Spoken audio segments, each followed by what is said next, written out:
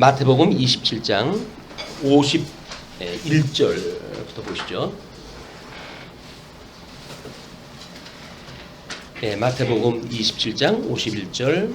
이에 송소 휘장이 위로부터 아래까지 찢어져 둘이 되고 땅이 진동하며 바위가 터지고 무덤들이 열리며 자던 성도의 몸이 많이 일어나되 예수의 부활 후에 그들이 무덤에서 나와서 거룩한 성에 들어가 많은 사람에게 보이니라. 백부장과 및 함께 예수를 지키던 자들이 지진과 그 일어난 일들을 보고 심히 두려워하여 이르되 이는 진실로 하나님의 아들이었도다 하더라. 예수를 섬기며 갈릴리에서부터 따라온 많은 여자가 거기 있어 멀리서 바라보고 있으니 그 중에는 막달라 마리아와 또 야고보와 요셉의 어머니 마리아와 또 세베대의 아들들의 어머니도 있더라. 우리는 마태복음 26장서부터 28장까지 제4장 그리스도의 제사직에 대한 내용을 지금 확인했다 해가고 있습니다. 거기서 지난 시간까지는 제물로 제사직을 증거하셨던 예수님에 대해서 우리가 확인했다 했어요.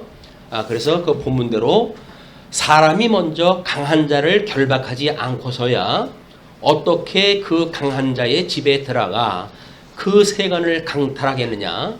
결박한 후에야 그 집을 강탈하리라. 마태복음 12장 29절에 주님께서 이제 당신의 그 비하의 신분에 대한 이치를 설명한 내용입니다. 예수님이 지금 구약 성경의 언약대로 해가지고 우리 예수님은 지금 탄생이 됐죠. 역사적으로 해가지고는 우리 로마서에서 이야기했던 거대로 이제 혈통적으로 해가지고는 다윗의 자손으로 오셨다고 이렇게 얘기했어요. 다윗의 자손으로 이 땅에 오셨다.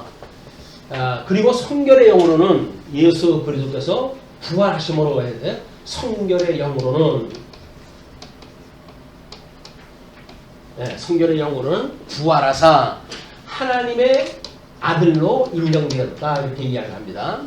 예수 그리스도의 우리 두 가지 중보자 예수 그리스도의 두 가지 신분이에요. 하나는 혈통적인 육적인 참 사람으로서의 예수님과 그 다음에 영적으로 해가지고 이거는 우리 참 하나님의 그 두 가지의 그 직임을 다 가지고 계신 분이에요. 그래서 신분을 우리가 예수 그리스도의 중보자, 예수 그리스도의 중보자라고 하는 그 이야기는 참 하나님이어야 되고 그리고 참 사람이어야 된다라고 하는 두 가지 요소를 가지고 이 땅에 오셨음을 우리가 이제 마태복음 시작 때부터 이걸 아주 강조를 갖다 했어요. 중보자이신 예수 그리스도.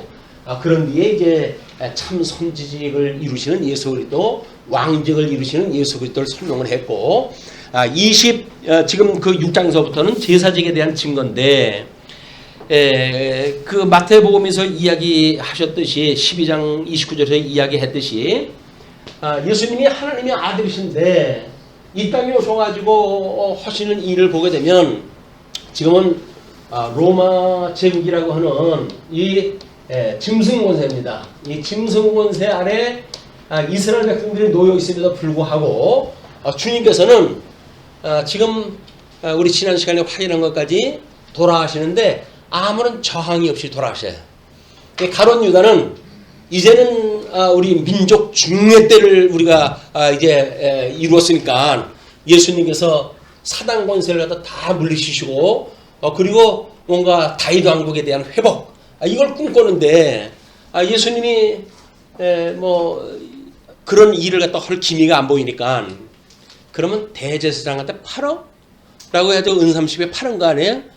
팔려가지고 죽을 때쯤 되면 무슨 다른 일을 갖다 하시겠지 라고 했지만 전혀 그렇지는 않으셔요. 그래서 구약의 성경대로 어린 양 털 깎으러 가는 어린 양처럼 들리는 소리가 없이 그냥 십자가에 가가지고 죽으시는 장면이 50절까지 지금 우리가 확인한 내용이에요. 그런데 예수님이 과연 능력이 없어가지고 그냥 죽으셨을까요? 예수님 말씀 맞다나 12영이나 더 되는 천사를 불러가지고 싹 쓸어버릴 수 있는 그 능력이 있음에도 불구하고 예수님께서 그렇게 하지를 않으시고 십자가에 못 박혀 돌아가시기까지 이르신 거예요. 그것을 우리는 늘 사도신경을 고백을 할 때 우리 천지를 지으신 하나님 아버지를 믿사오며 이렇게 이야기하죠. 천지를 지으신 하나님 아버지, 이런 창조 섭리와 섭리 사역을 갖다 하는 창조 섭리와 섭리 사역을 갖다 하는 이 창조 사역과 그다음에 섭리 사역을 하시는 그 하나님을 우리가 믿사오며 그 이야기예요. 그렇게 믿어가지고 이분께서 그 약속하시고 섭리하시는 대로 둘째신 예수님이 이 땅에 오셨잖아요. 그래서 우리 그 예수 그리스도를 믿사오니라고 해서 그거를 우리 성령으로 잉태하시고 그리고 동정녀 마리아에게 나시고 본디오 빌라도에게 고난을 받으사 십자가에 못 박아 죽으시고 이것까지가 지난 시간에 우리가 확인했다 했던 거예요. 근데 이것이 바로 예수 그리스도의 비하의 신분이었어요. 비하의 신분. 낮아지심의 신분입니다. 우리의 하나님이심에도 불구하고 하나님과 그 영광이 동등함에도 불구하고 인간의 모습을 이 땅에 입고 오신 것은 그것을 영광의 강체로 오셨다 이렇게 이야기를 하거든요. 그것은 바로 이러한 하나님의 영광을 보여주시기 위한 예수 그리스도의 사역인 거예요. 이걸 인간의 눈으로 보게 되면 어떻게 하나님이 인간에게 잉태될 수가 있어? 이렇게 가지고 우리 의심을 여기서부터 풀기 시작을 해요.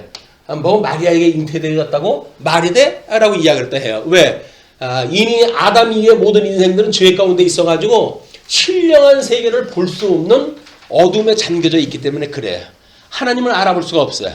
그러나 우리 하나님께서 그럼에도 불구하고 이제 그 성부 하나님을 보내가지고 이 역할을 갖다 하시게 되어지는데, 자 여기에서 이제 우리 그 제물로서 제사를 증거한 거에 대한 예수님이 제물로 돌아가셨다라고 하는 그 이야기는 지금 이렇게 이 죽으심으로 해가지고 사망 권세가 왕노릇하는 이곳에까지 가셔서 사망 권세를 철저한 권세로 이기시고 부활하시기 위해서 이런 사역을 하신 거예요. 힘이 없고 능이 없어서 그런 게 아닙니다. 하나님이 우리 그 본문에 읽었던 거 빨간 글씨로 표시된 데가 뭐예요? 사람이 먼저 강한 자를 결박하지 않고서야 어떻게 그 강한 자의 집에 들어가 그 세간을 강탈하겠느냐. 결박한 후에야 그 집을 강탈하리라. 사단 이 사망 권세가 왕노릇하는 이곳에 어떻게 이들의 모든 권세를 다 빼앗을 수 있겠느냐. 그런 그 이야기예요. 이제 이거대로 해가지고 우리 예수님이 부활해가지고 이제 또 주님이 하신 약속 같은 거 있으니까 이제 한번 본문을 살펴보시겠습니다. 우리 본문 읽었던 대로 51절로부터 지금 56절까지가 예루살렘 성전의 휘장이 갈라짐으로 허루심에 대한 걸 이야기를 했잖아요. 자, 그러면 예수 그리스도가 이 땅에 오셔가지고 지금 예수님은 구약 성경을 이런 신령한 영적 차원으로 해가지고 성취를 갖다 해가시는 장면이거든요. 물론 구약에서 이야기했던 그런 인간적인 요소를 갖다 이루는 것도 다 지금 우리가 확인을 갖다 했어요. 마태복음을 공부하면서 이걸 다 확인을 갖다 했지만 지금 신령한 하나님이신 그리스도이라고 하는 것을 알 수 있는 방법은 바로 어떤 신학적인 의미가 필요한 거예요. 그 신학적인 의미가 우리가 여기서 죽으시는 예수 그리스도께서 영적으로 이제 우리 육으로 와가지고 죽으시는 이 장면까지를 보는 걸로 해가지고는 비하의 신분을 통해가지고 신학적 의미를 알게 되어지는데 이 신학적 의미가 우리 제사에는 3대 요소가 필요하다고 그랬어요. 그 3대 요소가 제물로 해가지고 돌아가셔야 돼요. 제물로.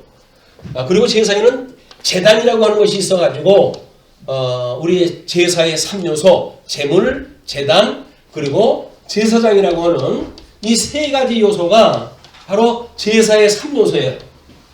제사라고 필요한 세 요소가 제물, 제단, 제사장인 거예요. 이걸로 해도 이제 제물로 돌아가신 것까지 우리 확인했단 말이에요. 어린 양으로 돌아가신 걸로 확인이 되었어요. 그러나 이것이 예수 그리스도의 승기의 신분, 이 승기의 신분을 통해 가지고 신학적 해석, 왜 이런 것이 만들어졌냐라고 했을 때 이 제단이라고 하는 측면을 다 보게 되면 예수 그리스도께서 부활하심으로 너희가 성전을 헐라 내가 사흘 만에 세우겠다고 했던 그 약속을 갖다 하셨는데 그대로 해가지고 예수님이 돌아가신 거까지 확인했다 했는데 이 부활하시는 이 장면이 이 성전이 죽음으로 해가지고 휘장이 갈라지는 장면으로 끝이 나요. 그러니까 다른 성경을 우리가 이 개론을 보게 되면 구분이 50절로 해가지고 구분을 해놓은 데가 없어요. 왜냐면 돌아가시는 사건이 휘장이 갈라지고 이렇게 했으니까. 그리고 우리 전통적으로 신약 성경 앞에 동그라미 표시가 되어져 있는 것이 문장의 그 어떤 막을 자르는 그런 그 구분이라고 이야기를 했잖아요.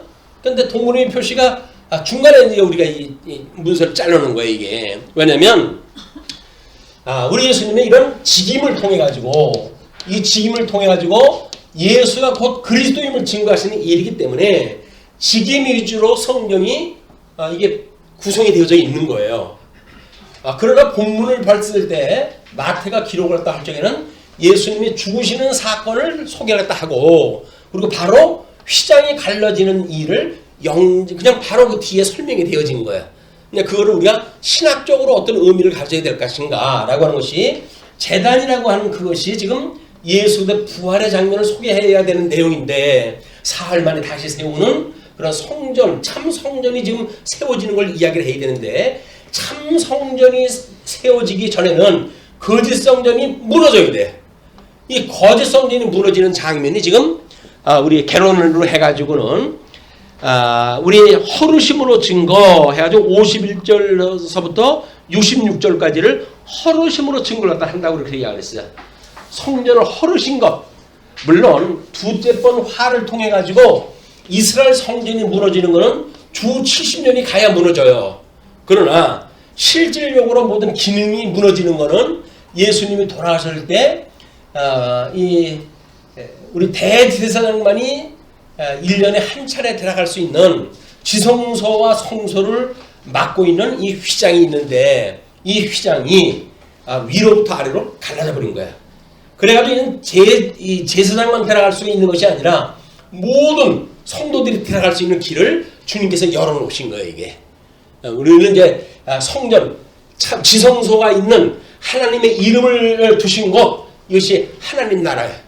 그 하나님 나라에 들어갈 수 있는 길을 예수님이 휘장을 찢음으로 해가지고 이 길을 열어놓으셨다. 우리는 그 길로 이제 들어가게 되어진 거 아니에요? 자, 우리들의 신분이 뭔지 이번 시간에 그 신분을 다시 한번 확인이 되어지고 확증되어지면 우리는 지금 이 자리에서 죽어도 상관이 없어요. 여한이 없어요. 왜?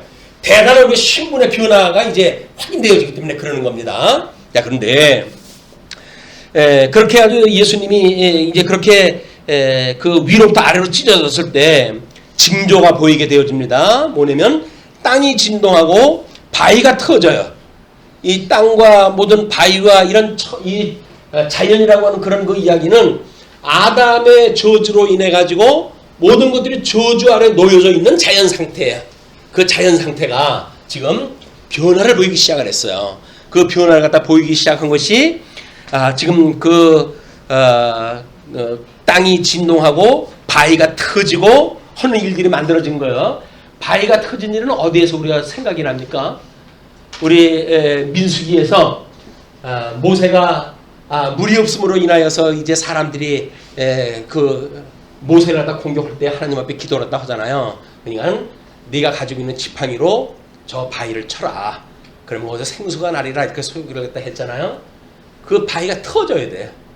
그래 저주받은 세상이 터져버려야 그 새로운 생명이 이제 약경이 되어지는 거거든요. 거기서 생수가 나와가지고 모든 언약자손 200만이 넘는 모든 언약자손이 먹을 수 있는 생수가 터져 나오고 있는 역사가 이 휘장이 갈라짐으로 해가지고 보여주는 징조예요.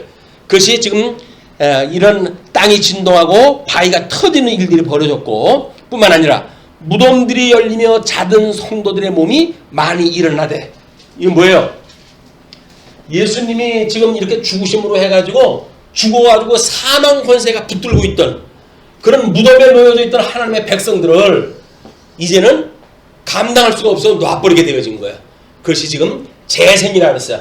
예수님의 부활에 참여한 것이 아니라 죽으셨을 때 나타난 능력으로 인해 가지고 사망 권세가 지금 예수님 철장 권세로 해가지고 이들 진멸했다고 하는 표적이 뭐냐면 사망 권세가 붙들고 있던 하나님의 택한 백성들을 놓아줄 수밖에 없어요.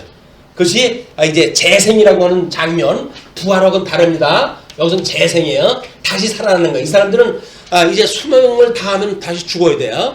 이 부활은 영원한 부활이기 때문에 죽지 않는 거죠. 그런 차이가 있는 거예요. 그래가지고 그들이 성도의 몸이 많이 일어나되 예수의 부활 후에 그렇게 이야기하죠. 몸이 일어나되 무덤이 열리며 자던 성도의 몸이 일어나되 예수의 부활 후에 그들이 무덤에서 나와 거기서 뭔가 생명의 소망이 있게 되어졌지만 예수님이 부활이 되었을 때 이들이 무덤에서 나와요. 무덤에서 나오는 걸 뭐라 그래요? 그걸 우리 이제 재생이 되어졌다고 이야기를 하는데 생명이 다시 태어난 거예요. 그래서 바위가 깨져가지고 생수가 나오듯이 모든 사망 권세가 깨지고 거기서 하나님의 생명을 이제 언약되어진 대로 받았던 언약 백성들이 그 사망 권세로부터 놓여 나오는 모습을 우리는 보게 되어집니다. 에스겔서에서는 이제 뼈다귀에 대한 이런 것들이 조립되는 그 장면들이 나오잖아요. 하나님이 회복하는 장면이 이게 다. 에스겔서에서 우리가 흩으시고 모으시는 하나님의 사역을 섭리할 때 그 모으시는 섭리 중에 크라이막스가 뭡니까? 바로 생명의 뼈다귀, 죽었던 뼈다귀들이 전부 결합이 되어가지고 사람들로 재생이 되어지는 모습이 드러나죠. 이걸 지금 이루시는 사건이에요. 놀라운 사건입니다. 지금 죽었던 사람들이 살아나는 생명의 역사가 일어나는 거예요. 어디에? 여기에. 2000년에 있었던 얘기가 아니라 오늘 말씀이 선포되어지는 이 현장에 생명의 역사가 있는 거예요. 이 예수 그리스도로 말미암아 영원한 생명을 누렸음을 다시 한번 확인하시고 사망 권세한테 기죽지 마세요. 이제는 사망 권세 우리가 이길 수가 있는 믿음을 주셨어요. 그 믿음을 가지고 세상을 이기자.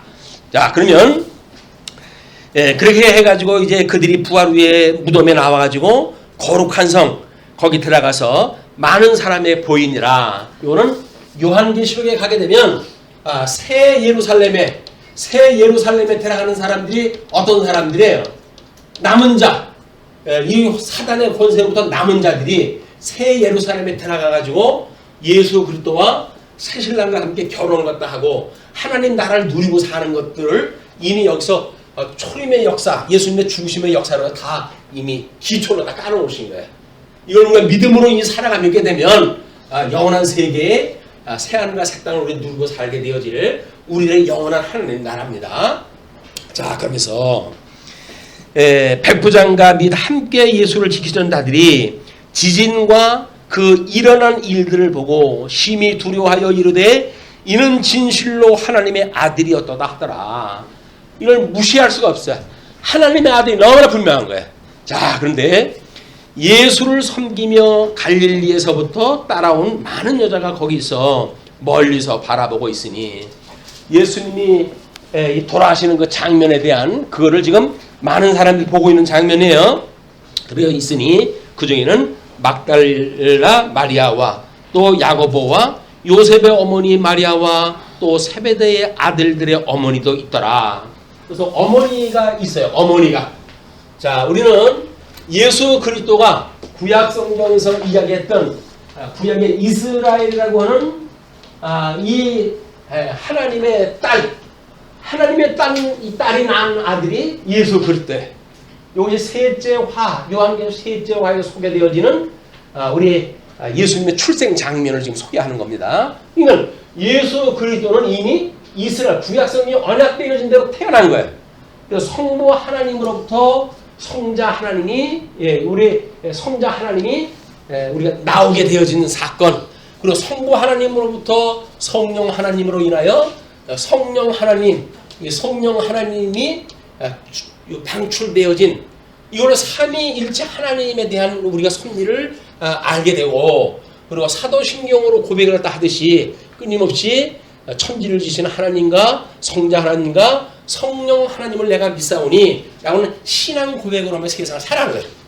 왜 이 세 가지의 것이 전부 구약 성경으로부터 복음서로부터 또 또는 신약성경의 모든 서신서에 이르기까지 전 성경이 그것을 이야기하기 때문에 그렇습니다.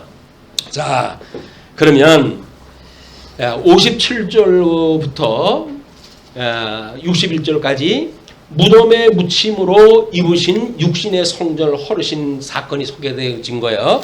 저물었을 때에 아리마대의 부자 요셉이라 하는 사람이 왔으니 그도 예수의 제자라.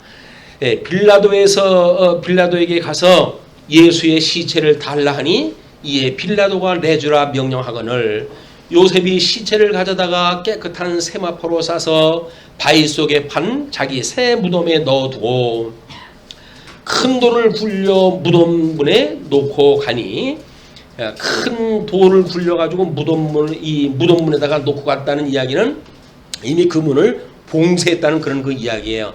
거기에 막달라 마리아와 다른 마리아가 무덤을 향하여 앉았더라. 이 어머니가 나온 것이 지금 이스라엘의 그거를 보여주는 그림이라고 그랬잖아요. 여기서 예수님이 무덤에 들어가서 있을 때 그를 끝까지 지금 목도하고 있는 분들이 누구예요? 어머니들이에요. 어머니들. 우리가 이제 복음으로 전도를 갖다 해가지고 복음을 받으면서 예수를 믿게 되어지게 되면 우리가 그거를 믿음의 자녀라고 이야기를 하잖아요. 그 믿음의 자녀로 이렇게 설명했다 하고, 그래서 믿음의 세계에서 우리가 우리의 자녀가 되어진 사람들, 그것이 아마 오늘 찬양했던 청년부의 모습이 아닌가 싶습니다.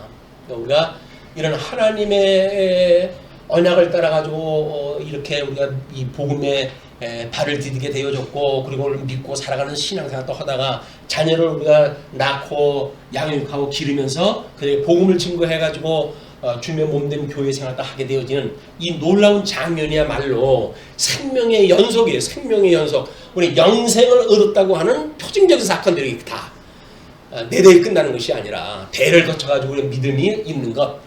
구약성경에서는 그거를 아브라함의 하나님이요 이삭의 하나님이요 야곱의 하나님이라고 하듯이 오늘날 나의 하나님이요 나의 자녀의 하나님이요 나의 손주의 하나님이라고 하는 이런 믿음의 계승이 계속되어지기를 주님의 이름으로 축원합니다. 자, 이렇게 해가지고 이제 그렇게 62절로부터 보시게 되면 66절까지 부활에 된 예고에 인해 무덤을 임봉하고 지키는 사건이 소개가 되어지죠. 거기에 보시게 되면 지금 그 이튿날은 준비일 다음 날이라, 준비일 다음 날이라고 하는 그 이야기는 6월절이 끝나고 이제 새로운 생명이 시작되어진 날이에요. 다음 날이라 대제사장들과 바리새인들이 함께 빌라도에게 모여 이르되 주여 저 속이던 자가 살아있을 때에 말하되 내가 사흘 후에 다시 살아나리라 한 것을 우리가 기억하노니 그러므로 명령하여 그 무덤을 사흘까지 굳게 지키게 하소서. 그의 제자들이 와서 시체를 도둑질하여 가고 백성에게 말하되 그가 죽은 자 가운데서 살아났다 하면 후에 속임이 전보다 더 클까 하나이다 하니 빌라도가 이르되 너희에게 경비병이 있으니 가서 힘대로 굳게 지키라 하거늘 그들이 경비병과 함께 가서 돌을 임봉하고 무덤을 굳게 지키니라. 해 아래에서 인간들이 하는 이런 가시적인 거에 대한 속박에 지나지 않습니다. 그래서 우리 이제 요한계시록에 가게 되면 무저갱 속에다가 천사를 집어 넣어놓고 그리고 마지막 날 우리 예수님이 심판을 하러 이 땅에 오실 때 미혹하던 모든 거짓 선지자 또는 그 짐승 권세 이런 걸 다 썰어넣어가지고 무저갱에 집어넣어요. 그걸 누가 봉함을 했다 하고 누가 열어줘요? 이 예수님밖에는 그거 할 수 있는 능력이 없어요. 그래서 우리를 비웃거리고 예수님을 죽이고 예수님을 믿지 않던 모든 자들은 무저갱 속에서 더 이상 나올 수가 없어요. 예수님이 구원하지 않으면 나올 수가 없어요. 그러나 우리 하나님께서 우리들은 이런 믿음을 통해 가지고 우리의 부활됐음을 믿고 성령 하나님을 믿는 우리들로 하여금 예수님 부활하사 승천하시고 그리고 하나님 보좌 우편에 앉아 계시다가 저녁 산자와 죽은 자를 심판으로 오신다고 이렇게 이야기를 했죠. 이걸 재림 오신다고 이렇게 이야기를 했어요. 재림의 역사예요. 이것이 승기의 신분이에요. 승기의 신분. 이제 성령이 오셔가지고 하시는 이 역사예요. 그래서 승천하시고서부터는 지금 서신서에 이것이 기록이 잘 되어져 있는 거예요. 우리는 이 복음서를 통해 가지고는 예수님이 죽으셨다 부활했다고 하는 십자가의 도에 대한 것만 이야기가 되어지지만 그 실질적으로 성령이 오시게 되면 복음을 깨닫고 그리고 우리 그 제자들의 모든 그들로 인해서 복음이 증거되어진 모든 성도들의 새로운 생명의 역사가 일어나는 것이 성령의 역사입니다. 자, 그렇기 때문에 성령의 역사를 또 한다고 해서 방언을 갖다 한다든지 뭐 이상한 짓 해가지고 우리가 신비주의적인 그런 요소가 아닙니다. 생명의 역사는 그런 역사가 아니에요. 죽었던 영이 살아나는 역사지. 뭐 방언이 뭐 대단한 거라고. 이런 신비주의에 우리가 현혹이 되어지게 되면 현실 이런 하나님이 어떠한 분인가를 성령 계시를 통해서 말씀으로 우리한테 주셨는데 말씀을 듣지는 아니하고 감각적으로 느껴지는 걸 통해 가지고 이 신앙생활 다 하는 거예요. 그거는 조금 문화가 바뀌게 되면 다 우리가 이제 아마 거기서 물러나거나 물르거나 그렇게 될 겁니다. 우리가 말씀으로 해가지고 무장되어진 이런 우리들만이 성령의 검으로 끝까지 우리 이 사단 권세를 쳐서 물리치고 승리를 하게 되어진다. 자, 그러면 그렇게 해서 이제 지키라고 명령이 됐잖아요. 예, 봉함을 갖다 하게 되어진 거예요. 봉함을 갖다 했으니까 봉함을 한 거를 예수님이 사망 권세를 이기시고 부활했다고 하는 장면을 보여주시려고 하면 어떻게 해야 돼요? 그것이 허사로 돌아가게끔 하셔야 돼요.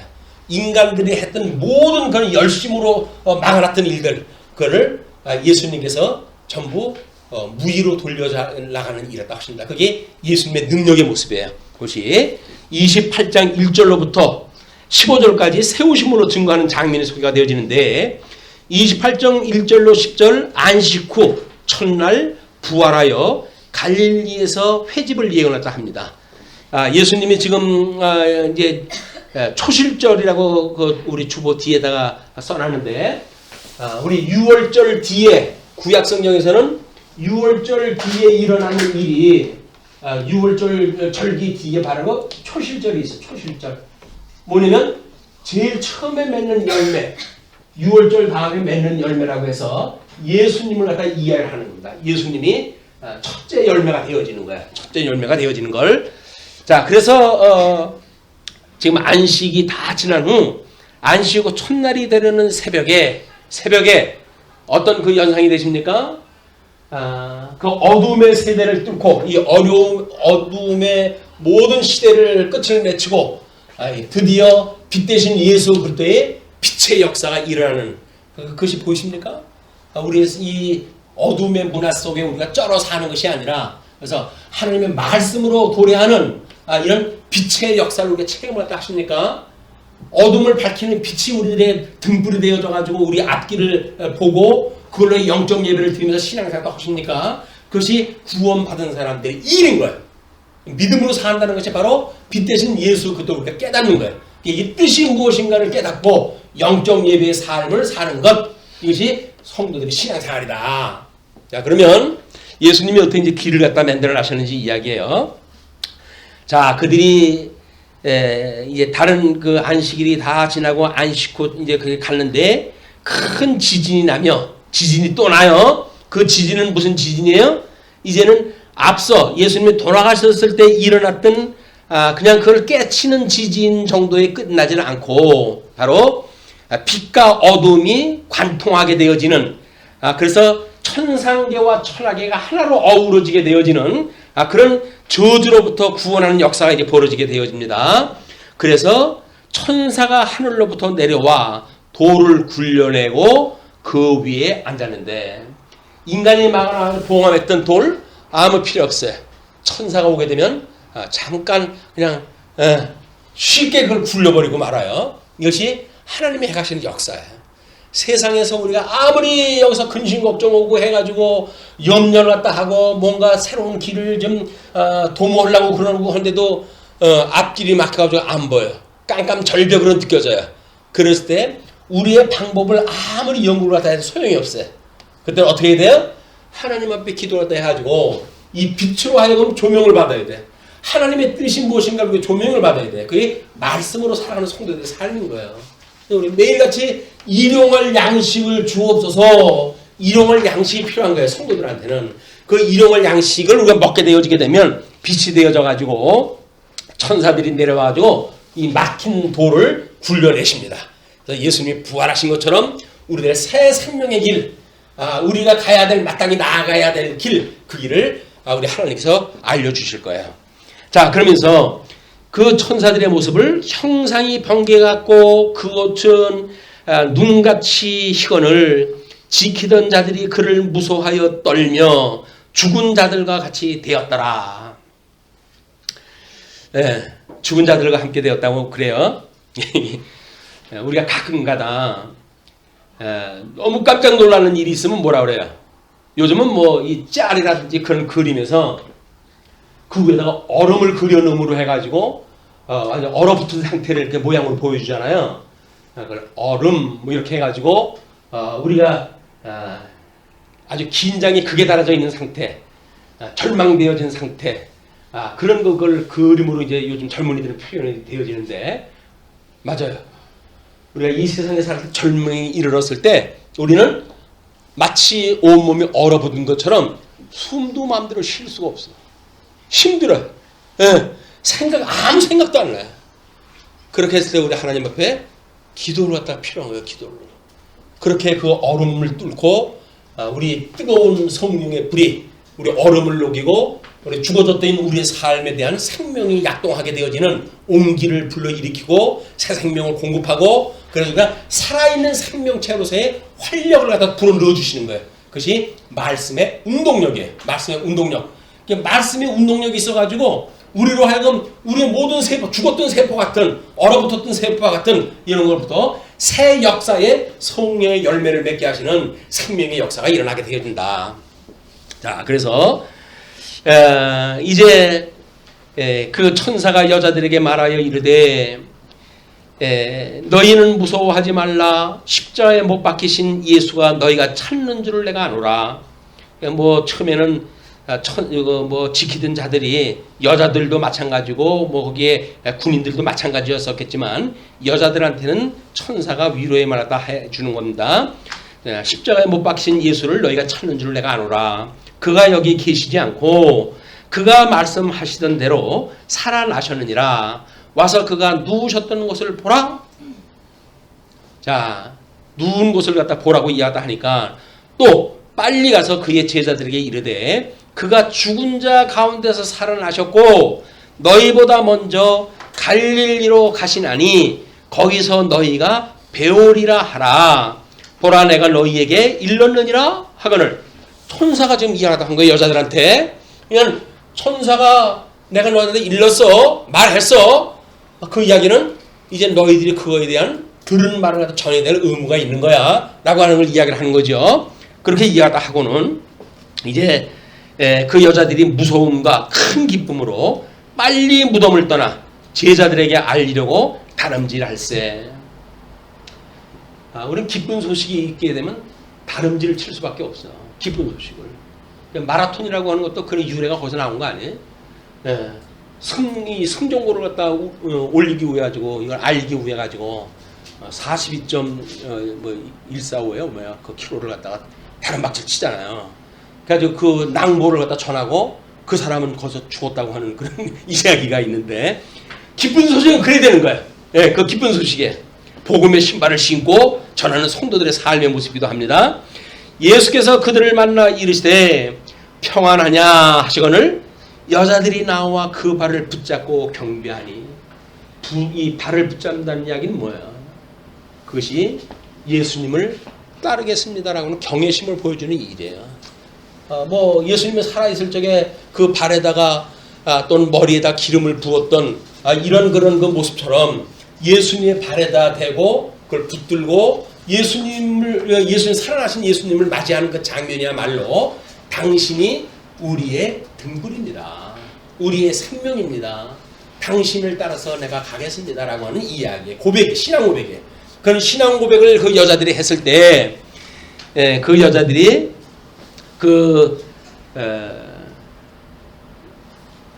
이에 예수께서 이르시되 무서워하지 말라. 가서 내 형제들에게 갈릴리로 가라 하라. 거기서 나를 보리라 하시니라. 물론 뭐 다른 성경에서 제자들이 와가지고 이 무덤을 갖다 확인한 일들도 있고 그래요. 이 사건은 지금 제사직에 대한 이런 예수 그리스도의 이 중보자로서의 앞에서 우리가 중보자이신 예수 그리스도를 확인을 갖다 했듯이 선지직, 왕직, 제사직을 끝내면서 그의 중보자의 이런 사명을 완성했다고 하는 걸로 해서 대미가 장식이 되어진단 말이에요. 예, 중보자이신 예수 그리스도를 통해서 열고 중보자인 예수를 통해서 닫게 되어지는 마태복음의 이 기술 방법이에요. 이게 이런 그 복음서를 갖다 기술했을 때 특별한 방법이었다. 그러니까 그 예수님한테 전하라고 이야기를 한 거예요. 자, 11절부터 15절 보시게 되면 거짓 지도자가 매수한 경비병의 거짓말이 전파가 되어집니다. 우리 뭐 시편 2장 1절 4절에서 이야기했듯이 끊임없이 우리들한테는 허사를 경영하는 일들이 있어요. 이렇게 아직도 실체적으로 이런 역사적으로 또는 전 우주적으로 엄청난 변화가 일어났음에도 불구하고 구습에 묶여져 있는 자들은 여전히 허사를 경영하는 것이 이들이 하는 일들이에요. 그 일로 마치 무엇이나 얻을 수 있는 것처럼 그들이 하지만 그들은 아무것도 얻지 못합니다. 그래서 이 허사를 경영하는 자들은 하나님 나라의 기업에 참여할 수 없음을 우리 시편 2편에서 소개를 갖다 하고 있는 거예요. 자, 그러면서 이제 여자들이 갈 때 경비병 중 몇이 성에 들어가 모든 된 일을 대제사장들에게 알리니 그들이 장로들과 함께 모여 의논하고 군인들에게 돈을 많이 주며 이르되 너희는 말하기를 그의 제자들이 밤에 와서 우리가 잘 때에 그를 도둑질하여 갔다 하라. 그때나 이때나 뭐 권세로 돈으로 해가지고 매수를 갖다 해가지고 거짓말을 하는 자들이 늘 있어요. 그것도 자기네들의 기득권을 지키기 위한 자들의 술수, 음모 이런 그 고약스러운 그 일들인데 그렇게 하니까 만일 이 말이 총독에게 들리면 우리가 권하여 너희로 근심하지 않게 하리라 하니 왜냐면 총독의 명령을 지금 어기게 되어진 거 아니에요. 그걸 굳게 지키라고 그랬는데 좋았어? 그래가지고 거기서 그 사람들이 도망가게 했단 말이야? 라고 이야기가 나오니까 우리가 이거 큰일 날리는데 그게 무슨 소리요? 라고 할 수가 있잖아요. 미리 그걸 아는 자들이 염려하지 마라. 우리가 근심하지 않게 하겠다라고 다짐을 했다고요. 군인들이 돈을 받고 가르친 대로 하였으니 이 말이 오늘날까지 유대인 가운데 두루 퍼지니라. 그들한테는 유대인들이 퍼지는데 무덤의 부활 예수님이 무덤이 열리고 예수님이 부활하실 때 새롭게 재생되어졌던 성도들은 지금 어디로 들어가 있다고요? 새 예루살렘으로 들어갔잖아요. 이 예루살렘으로 들어갔잖아요. 아니 동네 사람들이 다 아는데 저 사람 죽었던 사람 아니야? 웬일이래? 라고 해서 본 사람들이 있는데 돈을 줘가지고 예수님을 갖다가 훔쳐갔다라고 이야기를 하니까 거짓말이 먹힐 수 없는 완벽한 하나님의 이 역사 섭리가 준비되어져 있는 거예요. 우리는 성경을 가지고 이 어두운 세상의 논리를 무너뜨리고 이들의 이 거짓말로 하여금 철학이라고 하는 그런 걸로 해가지고 좀 우리 속이고 있는 세계에 우리가 살고 있잖아요. 그것이 우리 20세기의 철학에 우리가 함몰되어져 있는 기독교의 어둠의 사건이기도 해요. 근데 그렇게 우리한테 타락되어져 있는 지성을 가지고 만들어냈던 철학을 가지고 이 세상을 설명할 수가 없습니다. 물론 해아의 논리는 설명할 수가 있겠죠. 왜? 해아의 논리를 가지고 천연과학, 인문과학 또는 자연과학이 설명되어져 있으니까 충분히 그걸 가지고 설명이 되어질 거예요. 그러나 신령한 세계에 대한 건 설명할 수가 없어요. 그러니까 성령의 감동을 받은 자들만 하나님의 말씀으로 인해 가지고 저 신령한 세계, 그 세계에 대한 걸 우리가 알 수가 있고 그걸로부터 영생을 얻었음을 인하여서 세상이 우리를 미혹하고 거짓말시키는 모든 것들을 우리가 승리할 수 있는 거란 말이에요. 그러니 일용할 양식을 우리가 이걸 늘 사모해야 돼요. 우리에게 일용할 양식을 주시었고 하늘에서 이루어졌던 하나님의 뜻이 이 땅에서도 이루어졌으면 좋겠어요. 천사들은 영원 무궁토록 하나님을 경외하는 일들이 지금 천상계에서 이루어지고 있는데 우리 이 보여주는 천하계에서 영적 예배를 드리는 성도들에게도 마치 천사들이 영원 무궁토록 하나님을 찬양했던 것처럼 하나님을 경외하는 일이 인생의 본분인 줄 알고 살아가는 성도들의 삶이 되어지기를 기도하는 거예요. 그게 그냥 예수님 믿었으니까 이제 영생을 얻었으니까 이 땅에 사는 것도 좀 그럴듯하게 살게 해주세요 라고 하는 것이 기독교가 아니라니까요. 예수님과 함께 우리는 여기서 죽었어요. 이제 죽은 놈의 세상에서 뭘 다 달라고 그럽니까? 여기서 뭘 그냥 돈도 주세요 건강도 주세요 아니라니까요. 이미 죽었어요. 예수님처럼 이제 육신의 장막을 벗어버리게 되면 우리 영원하신 그 하나님 예수님과 한 몸이 되어져 가지고 하나님 나라의 신랑과 신부로 살아갈 편인데 잠시 사는 이 세상에 뭐 아직도 그렇게 구할 것이 있다고 맨날 새벽부터 그냥 달라고 다고 하는지 구약 성경을 통해서 하나님이 그런 건 책망하였던 내용들 아닙니까? 아직도 뭐 필요하다 다고 하냐. 우리가 달라고 해야 될 일은 주님이 가르쳤던 기도예요. 일용할 양식을 주시옵고 이 땅에 사는데 이 영적 예배를 드리면서 사는 이 삶에서는 우리가 우리의 죄 분자를 사해진 것처럼 우리의 죄를 사하시고 라고 해서 칭의와 우리 이 성화의 관계를 끊임없이 기억나게 하시고 그리고 시험에 들게 하지 마시고 그리고 이 악으로부터 우리를 구원하셔서 우리를 주님 오시는 날까지 끝까지 붙들어 주세요 라고 이렇게 주님이 가르쳐준 기도란 말이에요. 이 주님이 가르쳐준 기도 그냥 이걸 허투루 들으면 안 돼요. 이 주님이 가르쳐준 기도는 우리의 모든 신앙 고백이 다 들어가 있는 거예요. 양식을 주시고 양식을 얻게 되어지면 영적 예배를 드리게 되어지는데 우리로 하여금 어떻게 구원을 받았는지를 끊임없이 기억나게 하고 그리고 시험으로부터 이 악으로부터 우리를 붙들고 계시는 하나님의 은혜 임마누엘 주님 우리와 함께 하시는 주님 이걸 체험하면서 우리가 성도의 생활을 해가는 거다. 자 이제 그런 뒤에 16절을 보시게 되면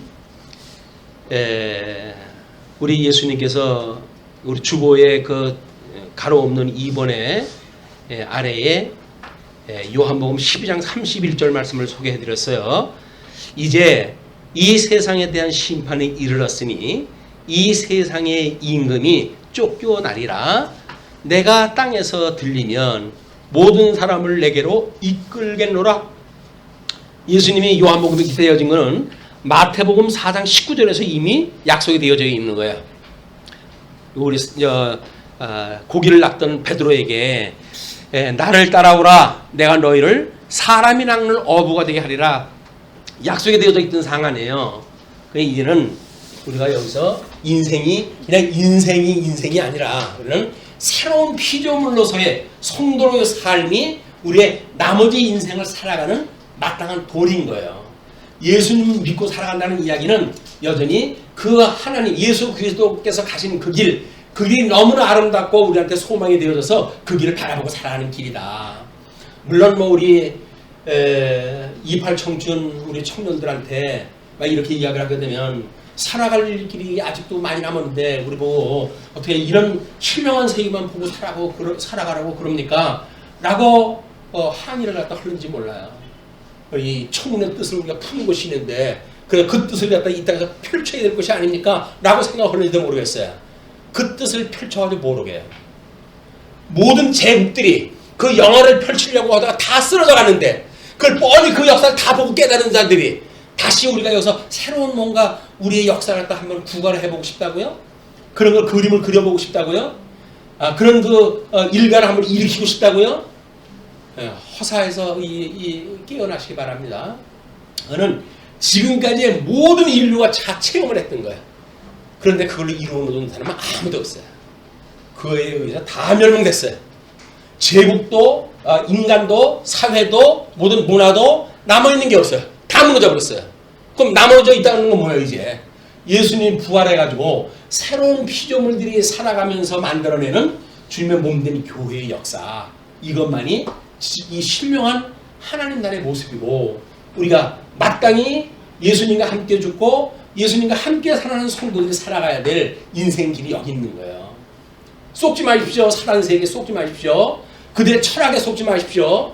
그들의 신비로운 어떤 뭐 그런 그 일들을 갖다 소개하기 위한 그런 철학, 예술, 심리 이런 것들로부터 쏙지 마십시오. 다 거짓말이에요. 다 거짓말.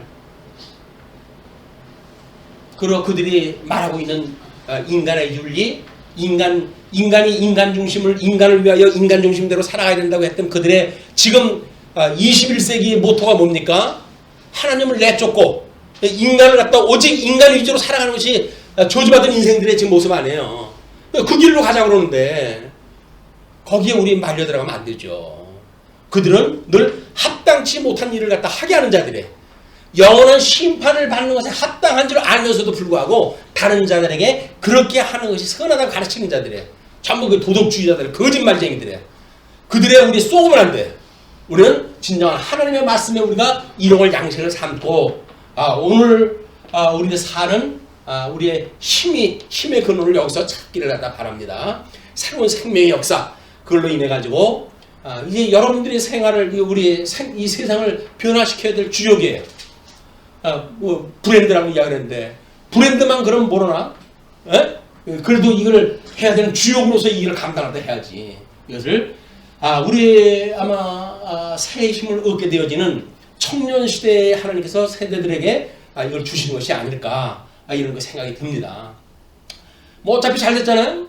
세상은 어차피 뭐 결혼도 하지 말자, 애도 낳지 말자 그러는데 그럼 뭐 무슨 재미로 사나? 결혼도 안 하고, 애도 안 낳고, 그럼 뭐하고 살 거야?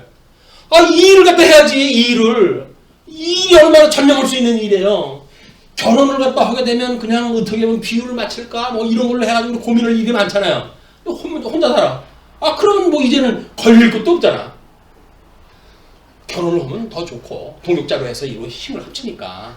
안 하면 안 하는 대로 좋고, 이것이 바로 신령한 세계를 살아가는 우리들의 세계관인 거예요. 어떤 틀, 이들이 말하고 있는 틀 속에 갇힌 것이 아니라 진정한 자유를 얻은 자유인으로서 우리들이 세상의 모든 규범으로부터 진정한 자유를 얻게 되는 성도들의 삶을 힘있게 살았으면 좋겠어요. 특별히 우리 청년 세대들 이내 아주 힘있는 세상을 살았으면 좋겠다. 아마 이런 그 결단을 하는 순간 사단은 끊임없이 우리를 또 공격을 해올 거예요. 그러나 염려하지 마십시오. 우리의 대장 되신 예수님이 우리의 앞으로 나아가고 있어요. 대적들을 위하여 앞서 나가고 계시다. 여러분들이 찬송 불렀던 주 예수밖에 없다고 고백이 되어집니까? 그렇다고 한다면 그것만을 경험을 살아가는 우리 제2의 인생을 한번 그려보십시다. 어떻게 해서 주님께서 그걸 약속을 했기 때문에 그래요. 자, 뭐라고 그러냐면 이제 제사장으로 제3절입니다. 제사장으로 제사장 증거하는 내용이 마지막 16절로 20절까지 소개가 되어지는데 천지의 권세를 증거하지요. 계시록에 보게 되면 1장 18절에 곧 살아있는 자라, 예수님이 하시기를 곧 살아있는 자라 내가 전에 죽었었노라 볼지어다 이제 세세토록 살아있어 사망과 음부의 열쇠를 가져노니. 자, 이제 이 부활하셨던 예수님께서 결국은 당신의 모든 권세를 다 가지고 계시다는 거예요. 어떤 권세? 이 사망의 권세, 빛의 권세, 모든 것을 주님께 다 가지고 계신 거예요. 자, 그분께서 그 권세를 갖다 가지고 계시니까 하시는 말씀이 이제 11제자가 갈릴리에 가서 예수께 지시한 산에 이르러 예수를 배우고 경배하나 아직도 의심하는 사람들이 있더라. 아직도 의심하는 자가 있는 거예요. 그래서 부활하신 예수께서 갈릴리에 명하시던 산에 이르신 사건이 시편 2장 5절 6절 거기에 보게 되면 이제 하나님의 그 복받은 자들이 이런 일들을 갖다 소개를 갖다 했고 또 17절에 제자 중에 부활을 경배하는 자와 의심하는 자가 있음도 시편 2장 10절로 12절 이제 하나님의 구원에서 누락되어진 자들이 어떻게 살아가는지를 거기서 다 설명이 되어지고 있습니다. 자, 그렇게 이제 보시고 우리 예수께서 천지의 모든 권세를 하나님께 받았음을 말하셨어요. 다니엘서 7장 13절 14절에서도 하나님께서 이제 사망 권세를 이기시고 이제 참 예수님이 오셔가지고 모든 제국을 멸망시키기를 약속을 했잖아요. 그래서 다섯은 망하였고 지금 하나는 있고 하나는 아직도 오지 않았다고 이야기했다 했죠. 그래서 이 다섯이 망한 것이 우리 그 마카비 왕조까지 있었던 일들이라고 소개를 했다 했어요. 그래서 바벨론, 메데, 바사, 헬라, 디아도코이 다섯 제국은 다 망했고 하나가 있다는 건 뭐예요? 로마가 지금 있잖아요. 로마 제국이. 그리고 하나가 아직 오지 않았다는 이야기는 바벨론 제국이라는 이야기를 했어요. 그러니까는 이 7두 10각의 마귀가 예수님이 이 땅에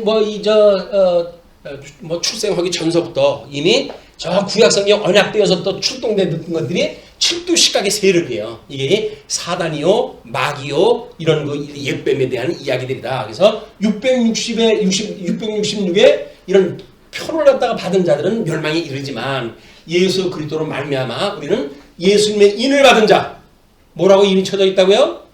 너는 내 거라고 이미 박혀 있는 거예요. 여기에 우리들의 이 이마에는 너희는 내 거야 라고 하는 예수님이 인을 쳐버렸어요. 우리는 사단 권세 우리는 어쩔 수가 없어요. 이제 우리는 왜? 예수님이 우리 이마에다 인을 쳤기 때문에 그러는 거예요. 그런 그 인을 친 것이 성령으로 인해 가지고 예수의 대속 사건을 믿게 하시는 역사가 이루어지는 것들입니다. 자, 그래가지고 이제 거기에 우리 물론 그 마태복음 4장 19절에서 이야기했던 것처럼 천지에 이 권세를 주셨다고 하는 내용 중에 그 살아있는 예수님에 대한 걸 천국 열쇠에 대한 것을 마태복음 16장 19절에서도 이야기했다 하고 있죠. 내가 천국 열쇠를 내게 주리니 내가 땅에서 무엇인지 매면 하늘에서 매일 것이요 내가 땅에서 무엇인지 풀면 하늘에서 풀리리라 하고 예수님을 믿는 사람들로 하여금 이제 예수님이 우리로 하여금 왕같은 제사장을 삼으신 거예요. 우리가 이 땅에 성도로 살아가는 이 영적 예배를 사는 성도들의 삶은 왕같은 제사장이에요. 왕같은 제사장. 그래서 우리는 모든 사람들의 죄를 갖다 풀어줄 열쇠를 가지고 있는 사람들이에요. 내 말 들으면 내가 너 천국도 보내줄 수 있어. 예수님을 믿어. 그럼 넌 구원을 얻으리라. 라고는 복음을 선포할 수 있는 능력을 갖다 주셨어요. 우리가. 이걸 가지고 천국 열쇠 가지고 있는데 꼭꼭 숨겨가지고 다른 사람들이 예수 믿는 사람이라고 할까봐 우리 식사할 때 기도도 일부러 안 하고 그래요. 왜? 다른 사람들이 내가 예수 믿는 걸 알리지 마라. 그래서 이순신 이런 신앙을 우리가 꿈을 꾸고 있는데 그거 아니에요.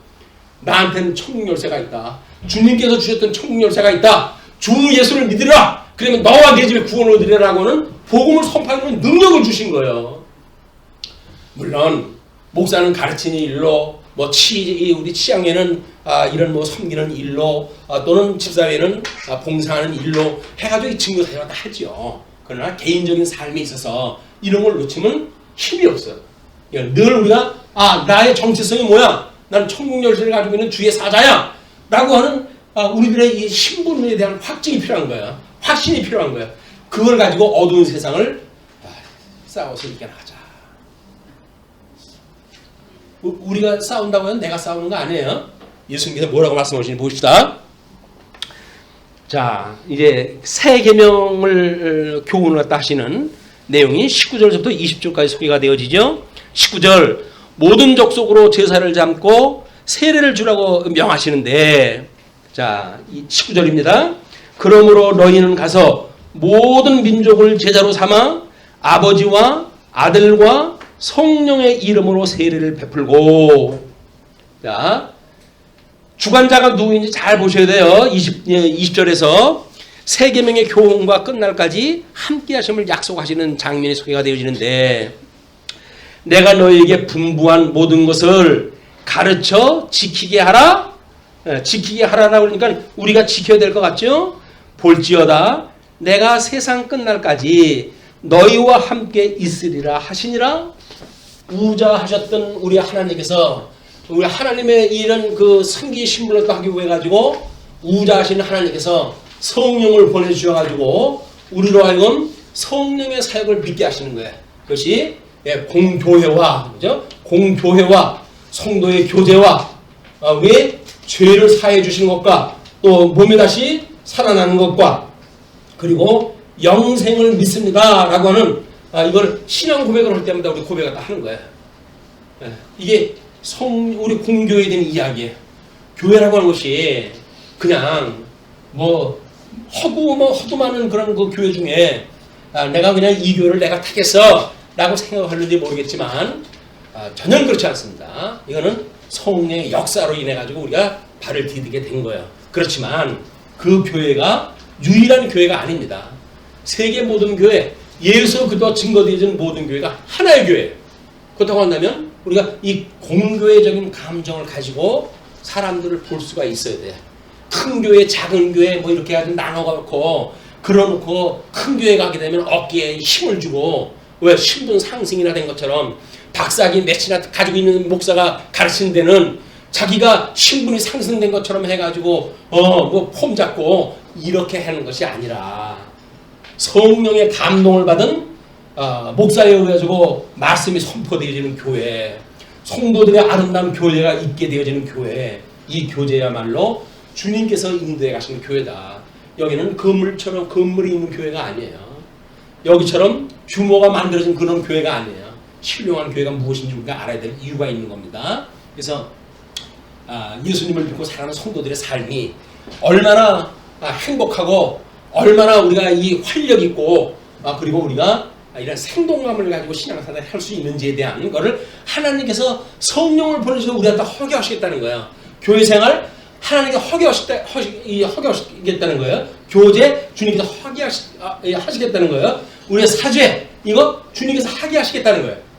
그리고 우리들의 이 부활 주님께서 하게 하시겠다는 거예요. 다 주님께서 하게 하시겠다는 게 이게 약속을 지금 이야기하는 거예요. 이게 내가 이거를 너희한테 명한 것 왜 명했어요? 당신이 머리가 됐으니까 당신의 몸을 통해서 이걸 완성을 해가시는 분이거든요. 주님께서. 그 주님이 모든 걸 해가시니까 내가 너희들과 함께 있을 거야.